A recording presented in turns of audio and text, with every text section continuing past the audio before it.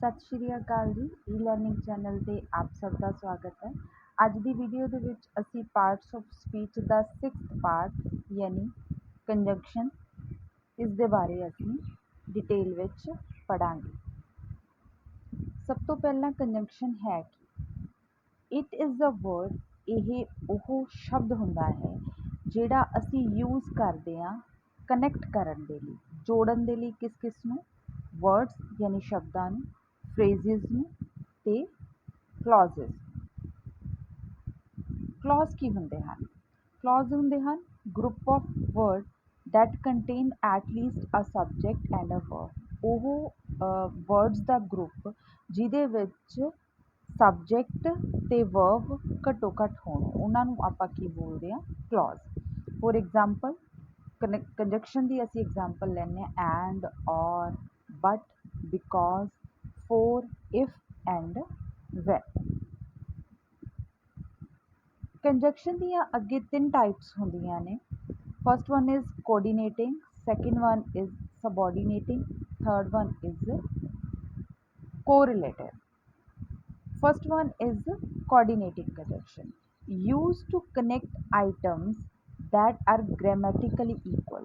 ਜਿਹੜੇ ਕੋਆਰਡੀਨੇਟ ਦਾ ਮਤਲਬ ਹੁੰਦਾ ਇੱਕ ਦੂਜੇ ਦੇ ਨਾਲ ਕੋਆਪਰੇਸ਼ਨ ਕਰਨਾ। ਹੁਣ ਇਹ ਕੰਜੰਕਸ਼ਨਸ ਹੁੰਦੀਆਂ ਨੇ ਜਿਹੜੀਆਂ, ਇਹ ਉਹ ਵਰਡ ਹੁੰਦੇ ਹਨ ਜਿਹੜੇ ਗ੍ਰਾਮੈਟੀਕਲੀ ਇਕੁਅਲ ਚੀਜ਼ਾਂ ਨੂੰ ਆਪਸ ਦੇ ਵਿੱਚ ਜੋੜਦੇ ਹਨ, ਜਿਵੇਂ ਕਿ ਦੋ ਵਰਡਸ ਨੂੰ, ਦੋ ਫਰੇਜ਼ਿਸ ਨੂੰ, ਦੋ ਇੰਡੀਪੈਂਡੈਂਟ ਕਲੌਜ਼ਸ ਨੂੰ। ਇਹਨਾਂ ਬਾਰੇ ਅਸੀਂ ਅੱਗੇ ਪੜਾਂਗੇ। ਸਭ ਤੋਂ ਪਹਿਲਾਂ ਸਾਨੂੰ ਇਹਦੇ ਵਿੱਚ ਕੀ ਯਾਦ ਕਰਨਾ ਹੈ ਕਿ ਜਿਹੜੇ ਕੋਆਰਡੀਨੇਟਿੰਗ ਕੰਜੰਕਸ਼ਨ ਹੁੰਦੇ ਨੇ ਉਹ ਦੋ ਗ੍ਰਾਮੈਟੀਕਲੀ ਇਕੁਅਲ ਜਿਹੜੀਆਂ ਚੀਜ਼ਾਂ ਹੋਣ, ਫਿਰ ਉਹ ਚਾਹੇ ਵਰਡ ਹੋਣ, ਚਾਹੇ ਫਰੇਜ਼ਿਸ ਹੋਣ, ਚਾਹੇ ਕਲੌਜ਼ਸ ਹੋਣ, ਉਹਨਾਂ ਨੂੰ ਆਪਸ ਦੇ ਵਿੱਚ ਜੋੜਦੇ ਹਨ। ਇਸ ਨੂੰ ਤੁਸੀਂ ਇੱਕ ਟ੍ਰਿਕ ਦੇ ਨਾਲ ਯਾਦ ਕਰ ਸਕਦੇ ਹੋ, ਫੈਨ ਬॉय। ਟ੍ਰਿਕ ਕੀ ਹੈ? 7 ਵਰਡਸ ਨੇ ਇਹਦੇ ਵਿੱਚ। Fan ਬॉयਜ਼। F means for, A means and, N means nor, B means what, O or, Y yet, S so।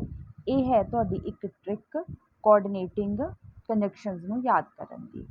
This type of conjunction plays between the items that it links together।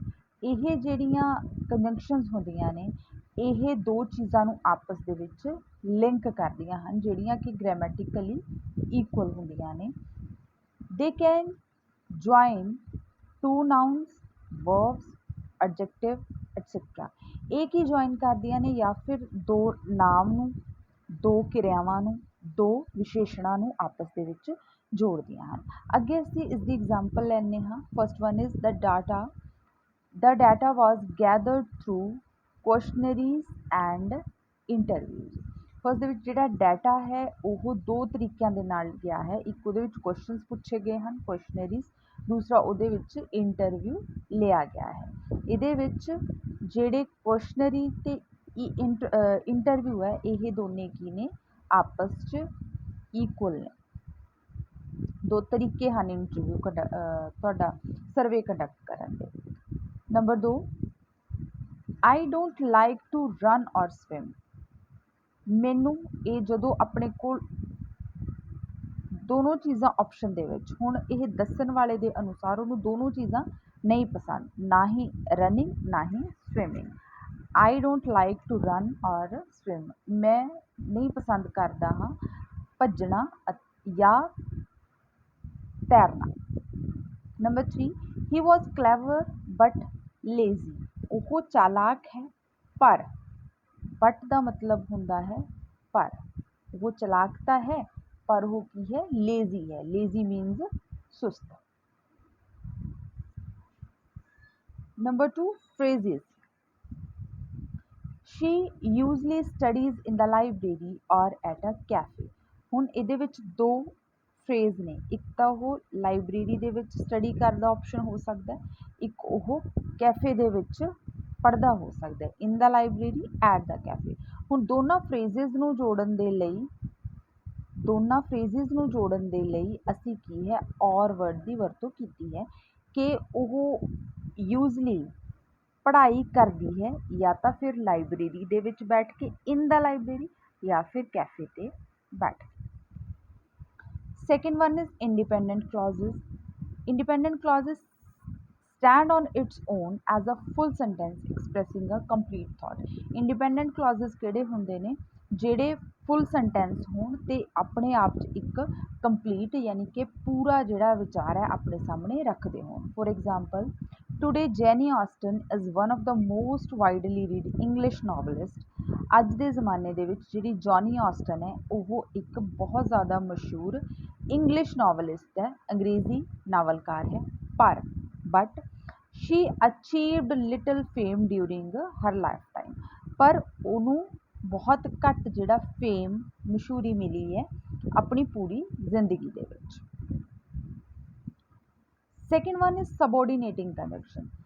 This type of conjunction includes words like ਇਹ ਜਿਹੜੀਆਂ ਕੰਜੰਕਸ਼ਨਸ ਹੁੰਦੀਆਂ ਨੇ ਇਹਨਾਂ ਦੇ ਵਿੱਚ ਜਿਹੜੇ words ਹੁੰਦੇ ਨੇ ਜਿਸ ਤਰ੍ਹਾਂ because, if, although, since, until, ਇਸ ਤਰ੍ਹਾਂ ਦੇ ਕੰਜੰਕਸ਼ਨਸ ਦੀ ਵਰਤੋਂ ਹੁੰਦੀ ਹੈ।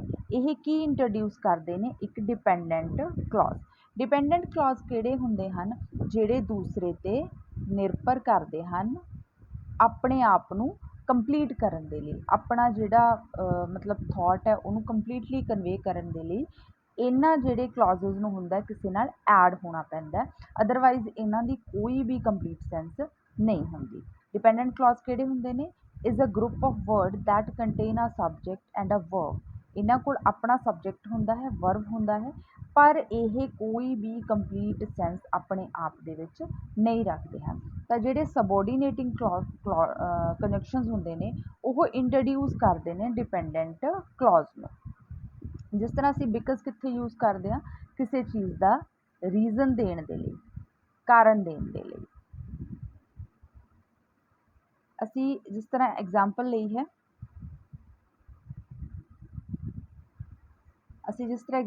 ਹੈ, because I woke up late in the morning. ਮੈਂ ਸੁਬਾਹ ਜਲਦੀ ਲੇਟ ਉੱਠਿਆ। I went to school without eating breakfast. ਇੱਥੇ ਅਸੀਂ ਫੁੱਲ ਸਟਾਪ ਦੀ ਵਰਤੋਂ ਕੀਤੀ ਹੈ, ਇਸ ਵਜ੍ਹਾ ਨਾਲ ਇਹ ਜਿਹੜਾ ਸੈਂਟੈਂਸ ਹੈ ਇਹ ਗਲਤ ਹੋ ਜਾਂਦਾ ਹੈ। Second one, I went to school without eating breakfast because I woke up late in the morning। ਜੇ ਅਸੀਂ ਇੱਥੇ ਕੌਮਿਆਂ ਦੀ ਵਰਤੋਂ ਕਰਦੇ ਫਿਰ ਵੀ ਇਹ ਸੈਂਟੈਂਸ ਵੀ ਜਿਹੜਾ ਸਹੀ ਹੋ ਜਾਂਦਾ, ਕਿਉਂਕਿ ਇਹ ਜਿਹੜਾ ਕਾਰਨ ਦੱਸਿਆ ਹੈ ਆਪਾਂ ਇਹ ਇੱਕ ਡਿਪੈਂਡੈਂਟ ਕਲੌਜ਼ ਹੈ। ਇਹ ਆਪਣੀ ਸੈਂਟੈਂਸ ਨੂੰ, ਆਪਣੀ ਸੈਂਸ ਨੂੰ ਜਾਂ ਫਿਰ ਆਪਣੇ ਮਤਲਬ ਨੂੰ, ਕੰਪਲੀਟ ਥੋਟ ਨੂੰ ਕਿਸੇ ਤੱਕ ਪਹੁੰਚਾਉਣ ਲਈ ਇਹਨੂੰ ਕਿਸੇ ਨਾਲ ਜੁੜਨ ਦੀ ਲੋੜ ਪੈਂਦੀ ਹੈ। ਸੈਕਿੰਡ ਸੈਂਟੈਂਸ ਦੇ ਵਿੱਚ ਇਹਨਾਂ ਨੇ ਦੱਸਿਆ ਕਿ ਮੈਂ ਮਤਲਬ ਸਕੂਲ ਬਿਨਾਂ ਬ੍ਰੇਕਫਾਸਟ ਕੀਤੇ ਪਹੁੰਚਿਆ। ਇਹ ਇੱਕ ਸੈਂਟੈਂਸ ਹੈ। ਕਿਉਂਕਿ ਕਾਰਨ ਕੀ ਸੀਗਾ? ਕਿਉਂਕਿ ਮੈਂ ਸੁਬਾਹ ਲੇਟ ਉੱਠਿਆ ਸੀਗਾ। ਇਹ ਦੋਨੋਂ ਮਿਲ ਕੇ ਇੱਕ ਕੰਪਲੀਟ ਸੈਂਸ ਵਾਲਾ ਸੈਂਟੈਂਸ ਬਣਾਉਂਦੇ ਹਨ। ਸੈਕਿੰਡ, ਜਦੋਂ ਅਸੀਂ ਇਹਨਾਂ ਦੇ ਕੌਜ਼ ਤੇ ਇਫੈਕਟ ਦੱਸਣੇ ਹੋਣ, ਅਸੀਂ ਕਿਸੇ ਵੀ ਚੀਜ਼ ਦਾ ਕੌਜ਼ ਤੇ ਇਫੈਕਟ ਦੱਸੇ ਹੋਣ, ਉੱਥੇ ਅਸੀਂ ਕੀ ਵਰਤਦੇ ਹਾਂ? ਬਿਕਾਜ਼, ਕਿਉਂਕਿ, ਸਿੰਸ, ਹੁਣ ਤੱਕ, ਐਜ਼, ਜਿਵੇਂ। ਟਾਈਮ ਲਈ ਅਸੀਂ ਕੀ ਯੂਜ਼ ਕਰਦੇ ਹਾਂ? When, before, after, once, until, whenever, since, while. Place ਦੇ ਲਈ ਅਸੀਂ ਯੂਜ਼ ਕਰਦੇ ਹਾਂ ਵੇਅਰ ਜਾਂ ਫਿਰ ਵੇਅਰਐਵਰ। ਕੰਡੀਸ਼ਨ ਦੇ ਲਈ ਅਸੀਂ ਯੂਜ਼ ਕਰਦੇ ਹਾਂ ਇਫ, ਅਨਲੈਸ, ਇਨ ਕੇਸ। ਇਹ ਸਾਰੀਆਂ ਅਸੀਂ ਕੰਡੀਸ਼ਨ ਦੇ ਲਈ ਯੂਜ਼ ਕਰਦੇ ਹਾਂ। ਜਦੋਂ ਦੋ ਚੀਜ਼ਾਂ ਦੇ ਵਿੱਚ ਕੰਟਰਾਸਟ ਹੋਵੇ ਤਾਂ ਅਸੀਂ ਯੂਜ਼ ਕਰਦੇ ਹਾਂ although, though, whereas. Where the subordinating conjunction comes at the beginning of the sentence. ਜਿਹੜੇ ਸਬੋਰਡੀਨੇਟਿੰਗ ਕੰਜੰਕਸ਼ਨਸ ਹੁੰਦੇ ਨੇ ਇਹ ਸੈਂਟੈਂਸ ਦੇ ਕਿੱਥੇ ਆਉਂਦੇ ਹਨ? ਸ਼ੁਰੂਆਤ ਦੇ ਵਿੱਚ, ਬਿਗਨਿੰਗ ਦੇ ਵਿੱਚ। Use a comma at the end of the dependent clause. Dependent clause ਦੇ ਅਸੀਂ ਐਂਡ ਦੇ ਵਿੱਚ ਕਿਸ ਚੀਜ਼ ਦੀ ਵਰਤੋਂ ਕਰਦੇ ਹਾਂ? ਕਾਮੇ। ਜਿਸ ਤਰ੍ਹਾਂ ਫੋਰ ਐਗਜ਼ਾਮਪਲ,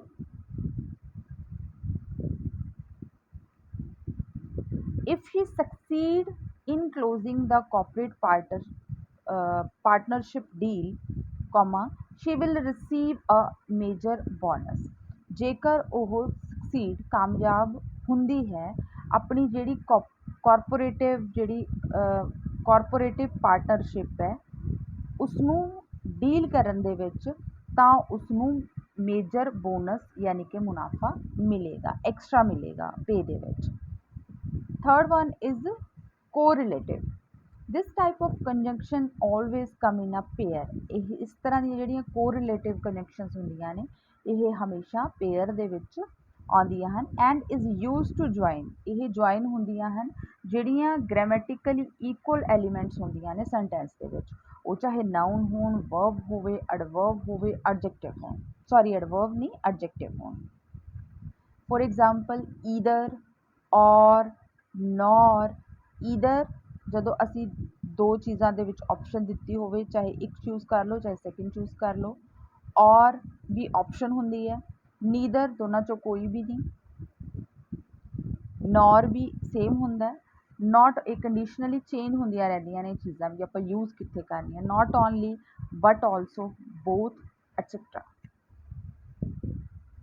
ਜਿਹੜੇ ਕੋਰਿਲੇਟਿਵ ਕੰਜੰਕਸ਼ਨ ਹੁੰਦੇ ਨੇ ਇਹ ਪੈਰਲਲ ਸਟਰਕਚਰ ਦੇ ਵਿੱਚ, ਪੈਰਲਲ ਕਿਹੜੀਆਂ ਚੀਜ਼ਾਂ ਹੁੰਦੀਆਂ ਨੇ ਜਿਹੜੀਆਂ ਇੱਕ ਦੂਜੇ ਦੇ ਬਰਾਬਰ ਚੱਲਦੀਆਂ ਨੇ ਪਰ ਕਦੇ ਵੀ ਆਪਸ 'ਚ ਮਿਲਦੀਆਂ ਨਹੀਂ, ਇਹ ਪੈਰਲਲ ਸਟਰਕਚਰ ਦੇ ਵਿੱਚ ਚੱਲਦੀਆਂ ਨੇ, ਜਿਸ ਦਾ ਮਤਲਬ ਹੈ ਕਿ ਜਿਹੜੇ ਦੋ ਐਲੀਮੈਂਟ ਨੇ ਉਹ ਗ੍ਰਾਮੈਟੀਕਲੀ ਸੇਮ ਫਾਰਮ ਦੇ ਵਿੱਚ ਨੇ।